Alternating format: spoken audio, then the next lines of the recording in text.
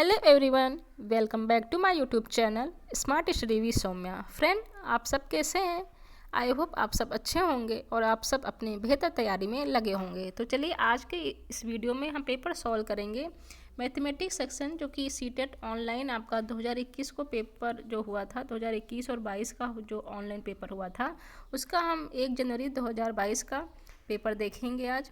उसमें हम मैथमेटिक्स का सेक्शन सॉल्व करेंगे और पेडागोजी भी सॉल्व करेंगे। इसके 30 क्वेश्चन आते हैं आपके, 30 में 15 आपके न्यूमेरिकल आते हैं और 15 आपके पेडागोजी आते हैं। ठीक है, इसके पहले के सीडीपी ईवीएस सारे सब्जेक्ट के ऑलरेडी चैनल पर वीडियो अपलोड हो चुकी है, तो चैनल पर आप देख सकते हैं।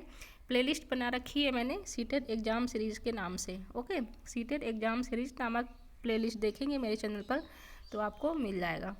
वहाँ पर हमने सारे सीटेट के पेपर सॉल्व किए हुए हैं, प्लस 2022-23 का आपको फुल पेपर एनालिसिस भी मिल जाएगा, सभी डेट का क्या पर कैसे क्या एग्जाम हुआ था और जो भी नए इंपॉर्टेंट टॉपिक पूछे गए हैं इस बार सीटेट के, वो सब भी आपको मिल जाएंगे। प्लस आपको यूपी टेट की प्रीवियस ईयर पेपर सभी 2015 से लेकर 2022 तक जो आपके लेटेस्ट एग्जाम हुआ था, उसके आपकी प्राइमरी और जूनियर लेवल दोनों ही आपको पेपर मिल जाएंगे सभी ईयर्स के, क्योंकि आपको सभी एग्जाम के लिए प्रीवियस ईयर पेपर सबसे पहले सॉल्व करना है। उसके बाद ही आप अपना अलग टॉपिक, फिर इंपॉर्टेंट टॉपिक सर्च करिए, क्योंकि आपको पता है PYQ अगर आपने सॉल्व कर लिया तो आपकी 50 to 60% तो तैयारी यहीं पर हो जाती है। ठीक है, तो चलिए देखते हैं। आज हम मैथमेटिक्स के 30 क्वेश्चन देखेंगे, पेडागोजी भी इसमें सॉल्व करेंगे। और अभी तक चैनल से नहीं जुड़े हैं या फिर अभी तक चैनल को सब्सक्राइब नहीं किया है आपने, तो चैनल को सबसे पहले आप सभी सब्सक्राइब कर लें, बेल आइकन को जरूर प्रेस कर दें, जिससे कि आगे आने वीडियो की नोटिस सबसे पहले आपको मिले, वीडियो कोई मिस ना हो मेरी। और वीडियो पसंद आए, हेल्पफुल लगे तो लाइक कर दीजिए और शेयर जरूर कर दीजिए, जिससे कि और भी बच्चे इस वीडियो का लाभ उठा सकें, वो भी अपनी तैयारी को बेहतर बना सकें। ठीक है, तो चलिए देखते हैं मैथमेटिक्स के 30 क्वेश्चन सॉल्व करते हैं। न्यूमेरिकल के क्वेश्चन जो है हम बस अपना पढ़ के मैं बता दूंगी और ऑप्शन बता दूंगी, क्योंकि इसको तो आपको सॉल्व करना पड़ेगा और बहुत इजी लेवल के क्वेश्चन है, तो इसको ज़्यादा सॉल्यूशन करने की ज़रूरत नहीं है। इसकी तैयारी तो आप खुद से कर लेंगे या फिर मैं बाद में अलग सेपरेट वीडियो में आपके न्यूमेरिकल टॉपिक वाइज करा दूंगी। आज मैं पेडागोजी पर ज़्यादा ध्यान दूंगी, क्योंकि पेडागोजी ही इसमें नए नए क्वेश्चन आते हैं जो कि आपको ज़्यादा ध्यान देने की ज़रूरत है। मैथ तो बहुत बेसिक लेवल की आती है। ओके, फिर भी हम देख लेते हैं पहला क्वेश्चन क्या है मैथ का हमारा। सबसे पहला क्वेश्चन आपका फ्रैक्शन से पूछा गया था। एक स्कूल में 96 शिक्षिकाओं में से 3/8 शिक्षिकाएं उच्च स्कूल कक्षाओं में पढ़ाती हैं। यदि उच्च स्कूल शिक्षिकाओं का 2/9 भाग गणित शिक्षिकाएं हैं, तो उच्च स्कूल शिक्षिकाएं जो गणित नहीं पढ़ाती हैं इसकी संख्या है। मतलब आपको ये फ्रैक्शन टाइप में पूछा गया था। इसका ऑप्शन 3 करेक्ट था, 28 आपका आंसर आएगा। आप सॉल्यूशन करके देख लेना, बहुत ईजी क्वेश्चन है, फ्रैक्शन से है। सेकंड क्वेश्चन भी आपका बेसिक आपका सिंप्लीफिकेशन से है। 1/2 माइनस ब्रैकेट में 2/3 माइनस 4/5। इसको कैसे सॉल्व करेंगे? पहले आप ब्रैकेट वाला पार्ट सॉल्व कर लीजिए, उसके बाद फिर 1/2 से जो है माइनस कर दीजिएगा। ठीक है, तो इसका आंसर आपका आएगा 19/30। सॉल्यूशन करके आप देख लीजिए, बहुत ही सिंपल क्वेश्चन आते हैं मैथ के। ठीक है, यही आपका इंग्लिश में, हिंदी इंग्लिश दोनों में पेपर आता है। ओके, तो कोई दिक्कत आपको वहाँ पर नहीं होने वाली है। फिर नेक्स्ट क्वेश्चन है आपका, what is the difference between the face value of number 7 in the numbers. ठीक है, फेस वैल्यू के बीच में आपको अंतर बताना है। ये दोनों जो नंबर दिए हैं इसमें 7 की फेस वैल्यू दोनों में क्या है, इसका अंतर बताना है आपको।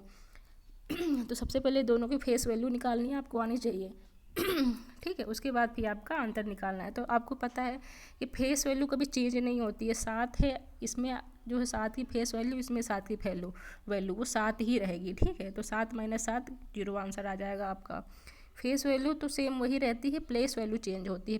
प्लेस वैल्यू में आपको जिस पोजीशन पर यहाँ पर होता है नंबर में, उसके साथ 0 लगा देते हैं। ठीक है, लेकिन फेस वैल्यू में तो एग्जैक्ट बस वही वैल्यू लिख देनी है आपको, और डिफरेंस निकालना है, यहाँ पर अंतर निकालना है, तो 0 आ जाएगा। बस सिंपल सा आंसर है आपका। नेक्स्ट क्वेश्चन है आपका, ये आपका अलजेब्रा से क्वेश्चन था मैथमेटिकल से। ये सब NCERT मैथ से क्वेश्चन आते हैं। ठीक है, आप अपनी स्टेट बोर्ड की भी बुक पढ़ सकते हैं, लेकिन NCERT अगर क्लास 1 से 5 आपने मैथ पढ़ ली तो फिर आपको कोई दिक्कत नहीं होने वाली है। बेसिक वहीं से एग्जैक्टली क्वेश्चन उठा लिए जाते हैं। Which of the following statement is not true. जो ये आपसे क्वेश्चन है इसमें से कौन सा सही नहीं है, ये आपसे पूछा गया है। ठीक है, तो आपको पता है कि ये भी सही है, A plus B plus C equal to A plus, ये एसोसिएटिव लॉ, ये कम्यूटेटिव, ये सब लॉ होते हैं, लेकिन ये माइनस वाले में आपका ये लॉ नहीं लगता, ठीक है। ये प्लस में लग जाता है, A plus B equal to B plus A होता है, लेकिन A minus B equal to B minus A कभी नहीं होता, ठीक है। निगेटिव वाला का भी आपका सेटिस्फाई नहीं होता है, इसीलिए आपका यही सही होगा, क्योंकि पूछा ही गलत है। ओके, नॉट वाला था, नॉट ट्रू बताना था आपको। तो यही आपका इसमें भी हो जाएगा, हिंदी वाले में भी सेकंड आंसर आपका सही हो जाएगा। 35 देख लेते हैं, रिमाइंडर से क्वेश्चन आए हुए हैं आपके, ठीक है। तो ये PDF मैं आपको दे दूँगी डिस्क्रिप्शन में, आप वहाँ से देख कर पेपर सॉल्व कर सकते हैं, क्योंकि इसका पेपर आपको कहीं मिलेगा नहीं, ये सब ऑनलाइन वाले पेपर हैं, ठीक है। तो इसका PDF आपको कहीं नहीं मिलेगा, आप मेरे डिस्क्रिप्शन बॉक्स में देख लीजिए, डिस्क्रिप्शन में मैं आपको ये PDF प्रोवाइड करा दूँगी। इसमें भी लाइक फ्रैक्शन बताने हैं, इसमें से कौन सा लाइक फ्रैक्शन है। क्वेश्चन नंबर 36 का आपका आंसर होगा 4th। लाइक फ्रैक्शन क्या होते हैं, जिनकी जो है आपकी डिनोमिनेटर सेम हो, ठीक है। 1/4 और 3/4 ये आपके लाइक फ्रैक्शन है, क्योंकि इनके डिनोमिनेटर आपके सेम है। ओके, 4th आपका सही हो गया। इसमें लाइक फ्रैक्शन आपको क्या बोलते हैं, तुल्य भिन्न का जोड़ा, 1/4 और 3/4 आपके सही हैं। नेक्स्ट 37 आपको पूछा गया है, इनमें से कौन सी संख्या पूर्ण घन नहीं है। पूर्ण घन मतलब कि जो नॉट परफेक्ट क्यूब, ये आपका नहीं है। 37 का आपसे पूछा गया है नंबर सिस्टम से, तो 37 का ऑप्शन 3 ये आप किसी भी नंबर का क्यूब करेंगे 1 से लेकर 100 या इन्फानाइट तक, कभी 333 आपका क्यूब में नहीं बनेगा। जबकि 729 आपको पता है 9 का क्यूब है, 1000 आपका 10 का क्यूब है, 216 भी आपका क्यूब है, 6 का क्यूब है, लेकिन 333 ये 333 आपका किसी का क्यूब नहीं है, ठीक है। और यही पूछा गया था कि आपका नॉट परफेक्ट क्यूब कौन सा है, मतलब कि परफेक्ट क्यूब नहीं है, 333 नहीं है, ठीक है। आपको नॉट वाले क्वेश्चन बड़े ध्यान से पढ़ने, वरना गलत हो जाएगा। ओके, 38 क्वेश्चन है आपका, इसमें आपके मनी से क्वेश्चन आया था। शिखा एक ईंट भट्टा पर ईंट खरीदने गई, ईंटों का मूल्य 2500 रुपये प्रति 1000 ईंट था। अगर आपके पास कुल 4000 रुपये हैं तो वह कितनी ईंट खरीद सकती है। सिंपल सा क्वेश्चन, इसमें आपको कोई बहुत ज़्यादा वो नहीं करना, आपको यूनिट कन्वर्जन करके सिंपल जो है सॉल्व कर लेना है, ठीक है। कैलकुलेटिव क्वेश्चन ज़्यादा नहीं आते हैं, अब पहले कैलकुलेटिव क्वेश्चन ज़्यादा मैथ में आते थे, बहुत ही सिंपल क्वेश्चन आपके मैथ्स में यहाँ पे पूछे जाते हैं। 38 का ऑप्शन नंबर 2 सही है, आप सॉल्यूशन करके देख लीजिए। फिर आपका आ गया ये पेडागोजी का question. Mini told her teacher I made a rectangle whose each side is 4 centimetre. Mini एक लड़की है, उसने रेक्टेंगल बनाया हुआ है, उसने बोला कि सभी साइड की जो है लेंथ आपकी 4 सेंटीमीटर है, ठीक है। Which of the following statement is correct. Rectangle can not have all side equal. सही बात है, रेक्टेंगल की तो आमने सामने की भुजाएं बराबर होती है ना, ये सामने वाली, ना कि सभी साइड बराबर होती, वो तो स्क्वायर की होती हैं। तो आपका ये तो करेक्ट होगा ही नहीं, मतलब साल यही करेक्ट है, मतलब हाँ पहला ऑप्शन ही आपका करेक्ट है, ठीक है। कि वो आपसे करेक्ट ऑप्शन ही पूछ रहा था, तो पहला ही आपका सही हो गया, क्योंकि ऑल स्क्वायर आर रेक्टेंगल नहीं, सभी स्क्वायर रेक्टेंगल कभी हो ही नहीं सकते, या फिर सभी रेक्टेंगल कभी स्क्वायर नहीं हो सकते। There is no link between square and rectangle, ये भी गलत है। तो आपका पहला ही ऑप्शन यहाँ पर सही है, क्योंकि रेक्टेंगल के में कभी भी चारों भुजाएं समान नहीं होती हैं, ठीक है। रेक्टेंगल मतलब कि आयत में आपकी आमने सामने की भुजाएं ही हमेशा समान होती हैं, ठीक है। ऑप्शन 1 यहाँ पर करेक्ट हो गया 39 का। 40 क्वेश्चन है आपका, एंगल से पूछा गया था। The angles of a triangle are in the ratio. Angle के आपको पता है ट्रायंगल में 3 एंगल होते हैं, 1 2 3, इनका रेशियो में दिया हुआ है एंगल 4x, आपको x के साथ मान लेना है, 4x 5x और 6x, ये रेशियो आपको दिया हुआ है।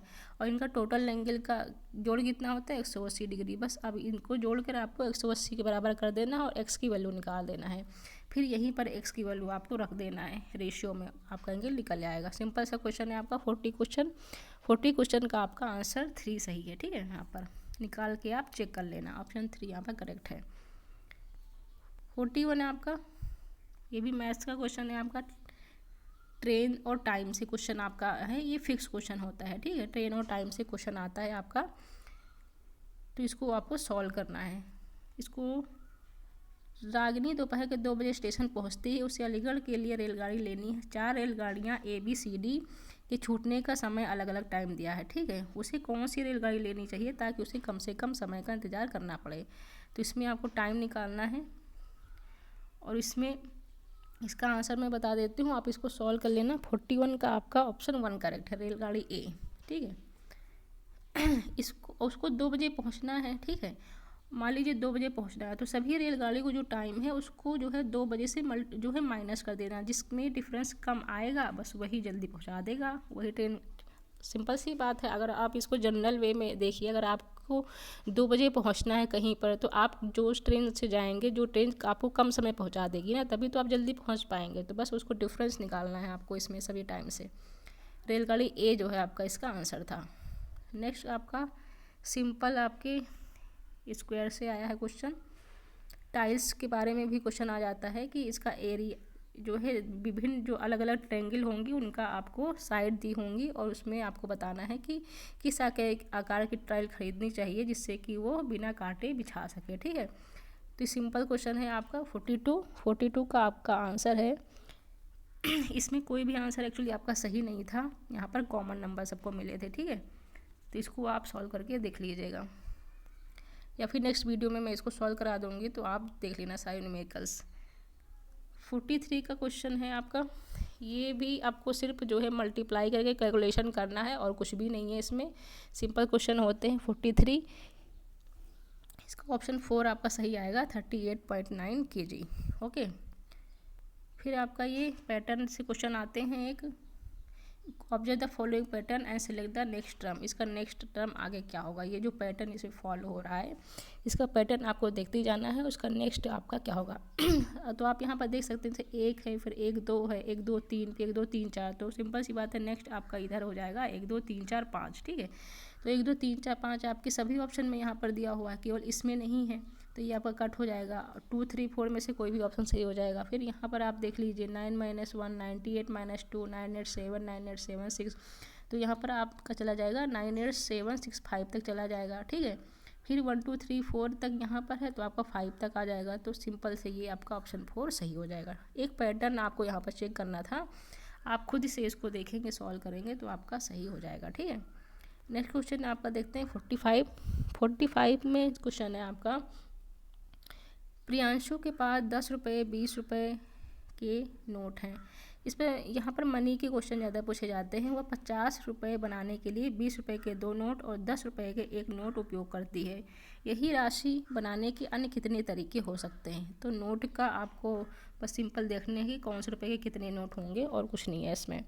45 का दूसरा ऑप्शन सही है। ठीक है, 46 का देखते हैं। 46 पूछा गया है आपका, ये आपका पेडागोजी के क्वेश्चन आप आते हैं। ठीक है, पेडागोजी मेन है आपकी। पेडागोजी में पूछा गया है ये 46 क्वेश्चन, हम हिंदी वाले में पढ़ते हैं। गणित के एक शिक्षक ने निम्नलिखित 4 प्रश्नों को सामने रखा, इनमें से कौन सा प्रयोग जो है क्वेश्चन आपका उत्तर जो है मुक्त उत्तर वाला, मतलब ओपन एंडेड क्वेश्चन इसमें से कौन सा है।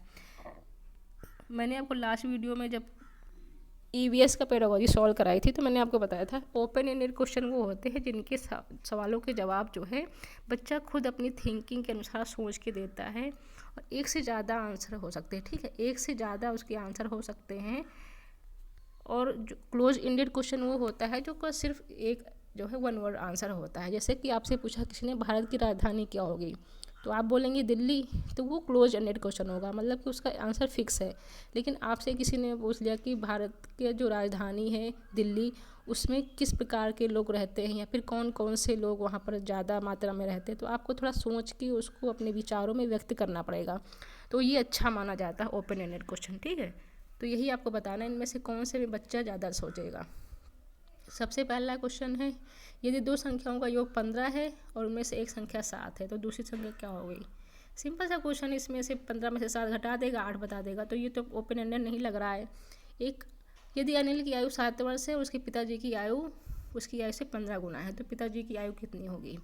ठीक है, हो सकता है सॉल्यूशन। यदि 2 संख्याओं का योग 17 है, तो वो संख्याएँ क्या हैं, ये ज़्यादा सही लग रहा है।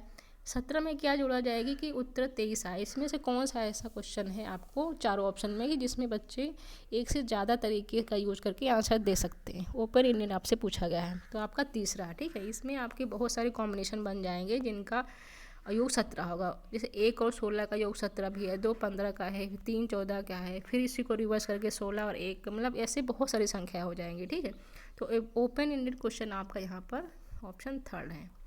46 का तीसरा ऑप्शन आपका सही है। ठीक है, नेक्स्ट आपका 47, ये भी आपका पेडागोजी से क्वेश्चन है। कक्षा में स्थानीय मान, टीचर सिखा रहा है बच्चे को, कक्षा में स्थानीय मान की संकल्पना को विकसित करने के लिए अध्यापक ने निम्नलिखित पहेली का उपयोग किया। मैं 5 दहाई और 4 इकाई से छोटा हूँ। इस पहेली का उद्देश्य है। इस पहेली को बताकर टीचर क्या करना चाहता है, बच्चे के अंदर योगात्मक मूल्यांकन करना चाहता है, कक्षा के एक रास्ता को भंग करना चाहता है, स्थानीय मान पर बंद श्रेय वाला प्रश्न पूछ रहा है, मतलब कि क्लोज एंडेड क्वेश्चन पूछ रहा है, या फिर आधार 10 और स्थानीय मान की संकल्पना को प्रबलित करना चाहता है। तो वो दहाई पढ़ा रहा है, 5 दहाई और 4 इकाई से छोटा हूँ, तो स्थानीय मान की तो बात कहीं ना कहीं हो रही है। तो इसमें कौन सा ऑप्शन आपका सही होगा 47 का?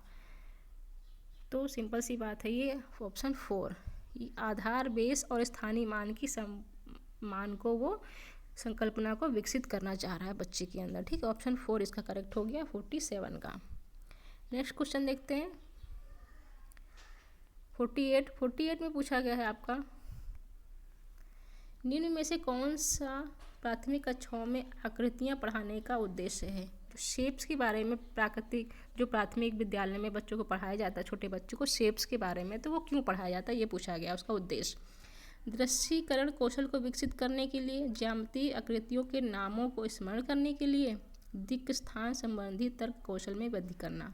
स्मरण करने वाला ऑप्शन तो आपका नेगेटिव हो गया। मैंने बोला स्मरण करना, याद करना, रट्टा मारना, ये सब नेगेटिव टर्म आपको देखते ही इसको कैंसिल कर देना है ऑप्शन। ठीक है, सीटेट में नेगेटिव टैग वर्ड्स आपके लिए बहुत इंपॉर्टेंट है। मैंने अलग से वीडियो बना रखी है, चैनल पर जाकर देख लीजिए अभी तक नहीं देखा है तो स्मरण करने वाला तो ऑप्शन गलत हो गया। स्मरण नहीं करना किसी चीज़ को, कौशल विकसित करना अच्छी बात है।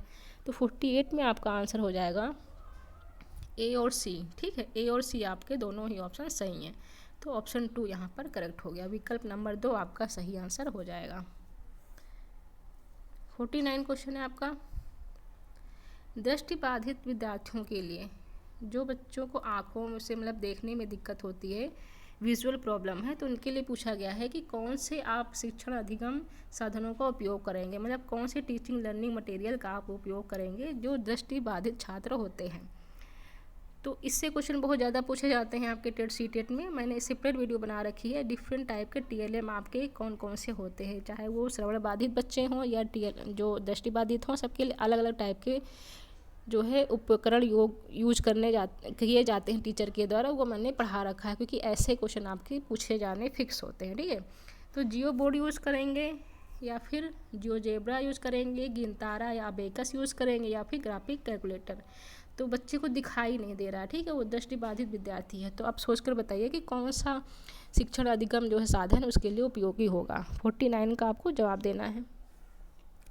तो 49 में आप देख लीजिए, जियो बोर्ड का उपयोग करेगा पहली बात, क्योंकि उसमें आपके डॉट डॉट बने होते हैं, उनको आपको ज्यामितीय आकृतियाँ सिखाने के लिए इसका यूज होता है। ठीक, इसमें जो है धागे बंधे होते हैं, उसको ऐड करके आपको शेप्स के बारे में पढ़ाया जाता है। तो आप छू कर उसको पढ़ सकते हैं अगर आप देख नहीं सकते। तो जियो बोर्ड हो जाएगा आपका सही इसमें। पहले तो आपका जियो बोर्ड दृष्टिबाधित के लिए अच्छा साधन माना जाता है। और आपका अबेकस में भी आपको स्थानीय मान सिखाया जाता है। बाकी जियोजेब्रा तो आपका सॉफ्टवेयर है, सॉफ्टवेयर तो बच्चे को देख के ही समझ में आएगा, तो ये नहीं होगा।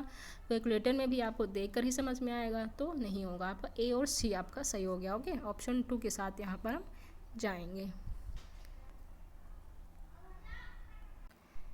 50 नंबर क्वेश्चन है आपका, पेडागोजी का है।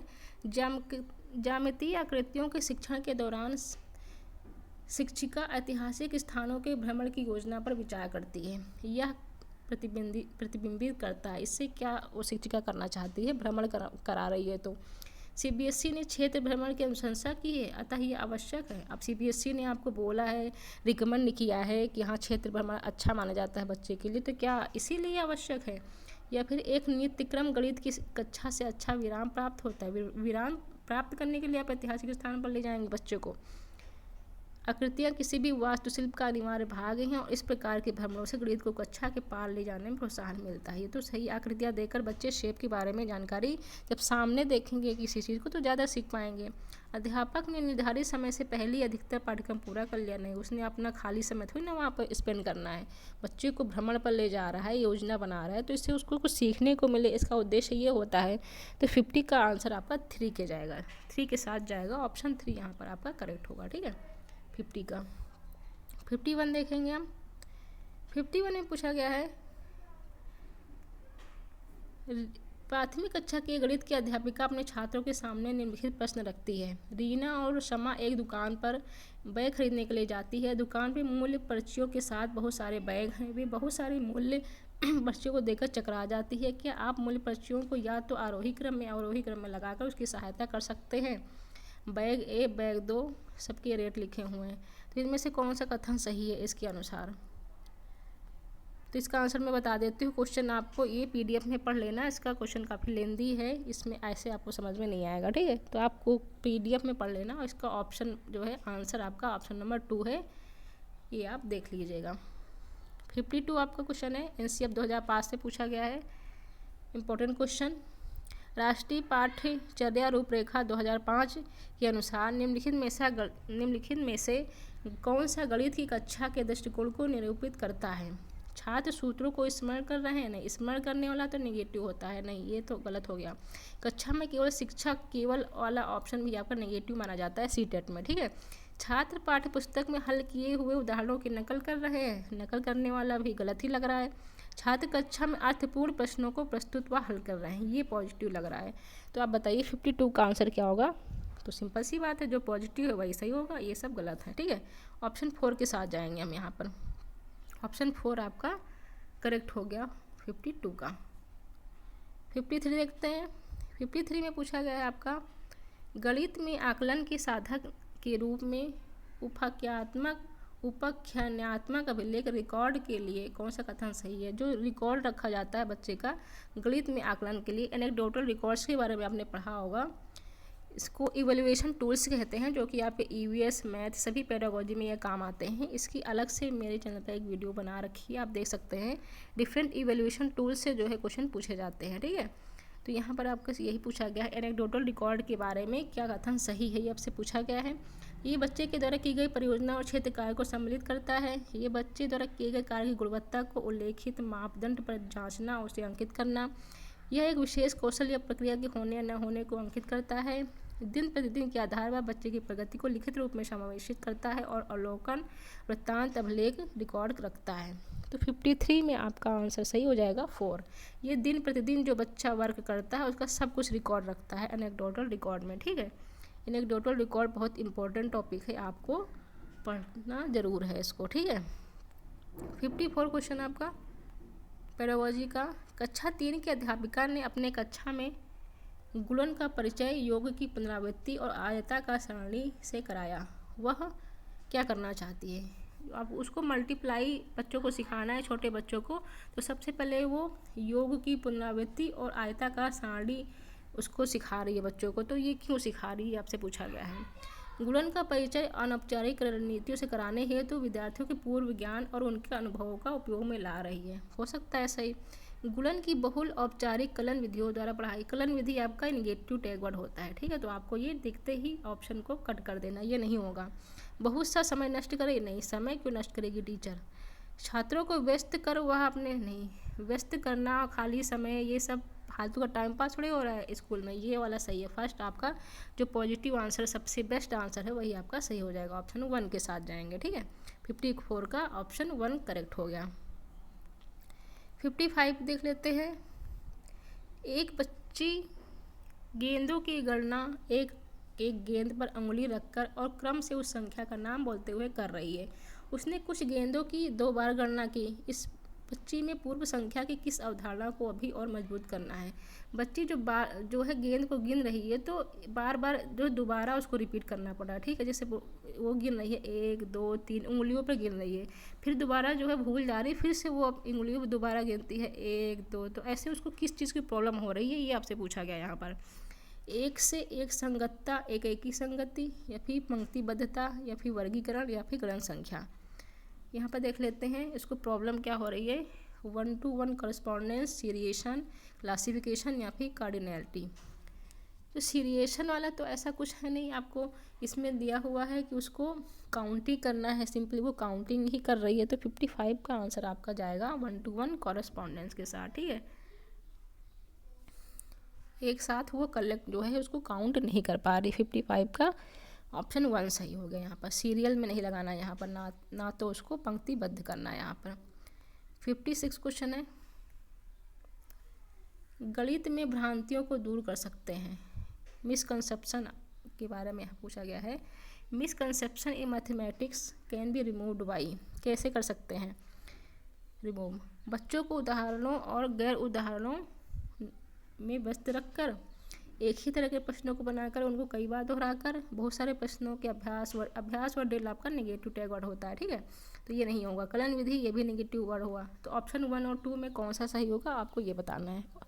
केवल 2 ही ऑप्शन यहाँ पर पॉजिटिव दिख रहे हैं, ठीक है। तो 56 का आपका पॉजिटिव यहाँ पर 1 के साथ हम जाएंगे, ठीक है। ऑप्शन 1 यहाँ पर करेक्ट हो गया 56 का। 57 देखते हैं। सुश्री रोमी एक टीचर हैं, अपनी गणित की कक्षा में विद्यार्थियों को निम्नलिखित अभिकलन करने हैं तो उपयुक्त स्थिति सृजन करने के लिए कहती हैं। 10+2, 10×2, 10-3, 10/2। सुश्री रोमी द्वारा प्रयुक्त शिक्षण विधि के अनुसार निम्नलिखित में से कौन सा कथन सही है। तो कौन सा कथन इनके बारे में सही है ये आपसे पूछा गया है। मिश्रित समस्याएं देकर वो अपने विद्यार्थियों के समस्या समाधान कौशल का परीक्षण कर रही हैं। ये तो बहुत ही पॉजिटिव आपका ऑप्शन लग रहा है, सही हो सकता है। यह विद्यार्थियों की भाषा निपुणता मैं इसमें कहाँ से आ गया। वह विद्यार्थियों के गणितीय कथनों और समस्या समाधान कौशल के विकास में सहायता करने का प्रयास कर रही है। मे बी विद्यार्थियों को कुछ कार्य देकर वो अपनी कक्षा में अनुशासन कायम करने की कोशिश कर रही है। नहीं, अनुशासन क्यों बना रही है, उसको तो कुछ बच्चों को सिखा रही है अनुशासन, तो वो दूसरी तरीके से भी बना सकती है। तो आपको ऑप्शन क्या सही लग रहा है। ऑप्शन 1 और 3 में से कोई करेक्ट हो सकता है 57 का। तो ऑप्शन 3 सही यहाँ पर ज़्यादा बेस्ट लग रहा है, ठीक है। ऑप्शन 3 के साथ जाएंगे यहाँ पर। ऑप्शन 3 57 का। फ्रेंड्स, आपको यहाँ तक वीडियो अच्छी लग रही है या फिर आपको समझ में आ रहा है, आपको हेल्प लग रही है, तो प्लीज़ वीडियो को लाइक कर दीजिए अगर अभी तक नहीं किया तो, और शेयर कर दीजिए जिससे कि और भी बच्चे इस वीडियो का लाभ उठा सके, तैयारी कर सकें। क्योंकि आपको ऑनलाइन पेपर का सॉल्यूशन इस तरीके से आपको यूट्यूब पर कहीं नहीं मिलेगा। प्लस आपको पेपर तो वैसे मिलेगा नहीं है कहीं पर, तो आप मेरे डिस्क्रिप्शन बॉक्स में चेक कर लीजिएगा। मैं सारे पेपर सॉल्व कराऊंगी और आपको डिस्क्रिप्शन में PDF दे दिया करूंगी, और ऑलरेडी मैंने करा भी दिए, ठीक है। और अभी तक चैनल से नहीं जुड़े हैं तो ऐसे ही वीडियो देखने के लिए चैनल को सब्सक्राइब कर लीजिए। प्लस टेट की बेहतर प्रिपरेशन करने के लिए और कोई भी न्यूज़ अपडेट सबसे पहले आपको पाने के लिए। ओके, 58 क्वेश्चन है आपका। निम्नलिखित कथनों में से कौन से गणित शिक्षण के उच्च उद्देश्यों के सूचक है। गणित जो पढ़ाया जाता है उसके उच्च हायर एम के बारे में पूछा गया है, क्या है। गणित शिक्षा को रोजगार योग्य ऐसे वयस्कों का निर्माण करना चाहिए जो सामाजिक और आर्थिक विकास में अपना योगदान दे सकें। या फिर गणित शिक्षा बच्चों के आंतरिक साधनों जैसे अमूर्त चिंतन और तर्क संगत निष्कर्षों को निकालने वाली होनी चाहिए। बच्चों को गणित को जीवन एक विधि जैसे कि संप्रेषित करने, विचार विमर्श और समस्या समाधान करने के मनोवृत्ति विकास रूप में देखना चाहिए। या फिर गणित शिक्षा तथ्यपूर्ण ज्ञान और कार्यविधिक धारा प्रवाह पर केंद्रित होनी चाहिए। मतलब गणित का उद्देश्य क्या है, हायर एम क्या है इसका। हायर एम और नैरो एम 2 बताए गए हैं इसके बारे में, तो आपको ये बताना है हायर एम। 58 का ऑप्शन बी और सी आपका यहाँ पर सही हो जाएगा। ऑप्शन 2 के साथ यहाँ पर जाएंगे। ऑप्शन 2 आप इसको पढ़ लीजिएगा, ठीक है। PDF में आपको अच्छे से, इसके ऑप्शन काफ़ी लेंदी होते हैं CTET के एग्ज़ाम में, इसीलिए आपको इसका PDF में प्रोवाइड करा रही हूँ। बी और सी के साथ इस पर हम जाएंगे। 59 का देख लेते हैं क्या क्वेश्चन है इसमें भी। न्यूमैन के अनुसार आपको विद्यार्थी शब्द समस्या इबारती सवाल को हल करने में सक्षम हो, इसके पहले वो 5 स्तरों को पूरा करे। ये स्तर नीचे दिए हुए हैं, आपको सीरियल में लगाना है। न्यूमैन वैज्ञानिक ने 5 स्तर दिए हुए थे, 5 लेवल दिए हुए थे बच्चे को सिखाने के लिए, जो है प्रॉब्लम सॉल्विंग के लिए, तो उसको आपको सीरियल वाइज लगाना है। तो आप न्यूमैन का थ्योरी आप चैनल पर जाकर पढ़ लीजिए, तभी आप उसको सीरियल में लगा सकते हैं, ठीक है। तो इसका सीरियल आपका करेक्ट जो आंसर क्या होगा 59 का 4, ठीक है। आपको सबसे पहले समस्या को पढ़ने में सक्षम होना चाहिए, उसके बाद भी पूछे गए कार्य को समझना चाहिए। फिर आपको गणितीय मांग के अनुसार समस्या का अनुवाद करने की आवश्यकता होती है। उसके बाद आवश्यक गणितीय संक्रियाओं को करना होता है और सबसे लास्ट में आप उत्तर को अर्थपूर्ण रचना में प्रदर्शित करेंगे। ओके, तो ये सीरियल वाइज आपको लगाना था। ऑप्शन 4 के साथ यहाँ पर जाएंगे। 59 का ऑप्शन 4 आपका करेक्ट है। लास्ट क्वेश्चन आज का देखते हैं हम, 60 क्वेश्चन। गणित की शिक्षा के पेशेवर विकास के लिए निम्नलिखित में से कौन सा वांछनीय नहीं है? नहीं वाला ऑप्शन पूछना है, मतलब कि आपको नेगेटिव ऑप्शन के साथ जाना है। गणित की कार्यशालाओं और गोष्ठियों में उपस्थित होना, ये तो पॉजिटिव लग रहा है। शिक्षण अधिगम के साधनों को विकसित करना, ये भी पॉजिटिव लग रहा है। अपने और दूसरे विद्यालयों के गणित के शिक्षकों के साथ न्यूनतम वार्तालाप, ये तो नेगेटिव लग रहा है। शिक्षक विकास फैकल्टी डेवलपमेंट के कार्यक्रमों में भाग लेना, तो नेगेटिव ऑप्शन आपका यहाँ पर क्या लग रहा है? ऑप्शन 3। तो यही आपका सही आंसर हो गया, क्योंकि आपसे नेगेटिव आंसर ही पूछा गया था। ठीक है, तो 60 का आपका ऑप्शन 3 सही हो गया। तो आई होप आपको 30 क्वेश्चन यहाँ पे कंप्लीट हो गए हैं मैथ के, और आपको सब कुछ समझ में आ गया होगा। पसंद आई होगी वीडियो, लाइक शेयर कीजिए और सब्सक्राइब कर दीजिए नहीं किया तो। मिलते हैं नेक्स्ट वीडियो में नए टॉपिक के साथ, नए क्वेश्चन के साथ। तब तक के लिए